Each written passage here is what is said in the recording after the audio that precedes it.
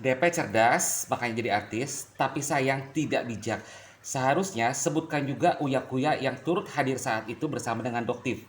Kalau hanya menyebutkan Doktif saja, itu sama saja seperti membela salah satu kubu yang ada. Dan apa sadar, mungkin rating TV turun saat itu karena kehadiran uya-kuya. Saya bisa bilang gini karena di VT-VT saya sebelumnya banyak sekali netizen yang bilang tidak suka dengan uya-kuya. Dan yang kedua, DP seharusnya tidak perlu menyebutkan rating naik atau turun karena rating naik atau turun itu adalah salah satu rahasia stasiun televisi yang seharusnya tidak usah dipublikasikan. Dengan dipublikasikannya, apalagi rating sedang turun, itu bisa membuat pemikiran masyarakat netizen itu menjadi negatif terhadap program acara tersebut. Yang ketiga, tidak perlu juga menyebutkan supaya masyarakat cerdas. Oh, artinya masyarakat Indonesia ini cerdas, netizen sudah cerdas, tidak suka huru hara. Itu pernyataan anak kecil saya bilang. Karena siapa sih yang mau huru hara? Ya, lalu yang empat juga, jangan juga bilang penonton televisi dengan penonton medsos itu beda. Padahal mungkin saja penonton medsos dan penonton televisi itu orangnya itu juga. Ya, cuma reaksinya berbeda tergantung siapa juga yang memunculkannya. Ya, bukan berarti Doktif menyebabkan rating turun. Ya, sampai ada kalimat, oh berarti itu buzzer. Nah, kalau misalkan Mbak DP bilang itu buzzer, masa program pagi-pagi ambiar tertipu oleh buzzer? Kan nggak lucu.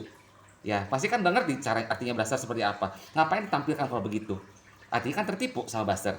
Lalu yang kelima nih ya, kalau misalkan Mbak DP merasa komentarnya tidak bijak atau merasa benar lah seolah-olah seperti itu, lalu dihujat soal netizen, jangan marah-marah kalau ada netizen yang menghujat Mbak DP. Karena apa coba? Karena itu sebagai bentuk penilaian masyarakat netizen yang menjadi hak netizen dalam mengomentari suatu pendapat dari orang lain. Bukan berarti seolah-olah marah-marah, seolah-olah seperti arogan seperti itu. Memang netizen itu siapa sih? Ya, bukan siapa-siapa dibandingkan Mbak DP. Ya, Mbak DP itu orang yang cerdas, artis, memiliki segalanya. Tapi jangan salah, sekalipun netizen paling miskin sedunia pun, kalau bersatu semuanya itu kekuatan jauh lebih besar daripada seorang artis besar bagaimanapun juga. Buktinya Mbak DP waktu masalah kurban kemarin itu kan melawan rakyat biasa. RT dan warga sekitar yang mungkin dipandangnya biasa-biasa aja, kalah kan?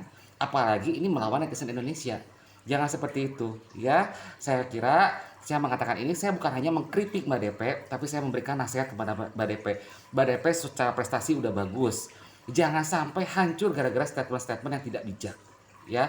Ini juga untuk yang lain-lain juga saya kira harus diperhatikan dalam berkomentar atau apa, karena sekarang ini Indonesia itu negara yang bebas berpendapat. Boleh berpendapat tapi harus bijak. Ya, harus bijak. Mbak DP boleh bilang netizen tuh harusnya dengar dulu kiri kanan seperti itu.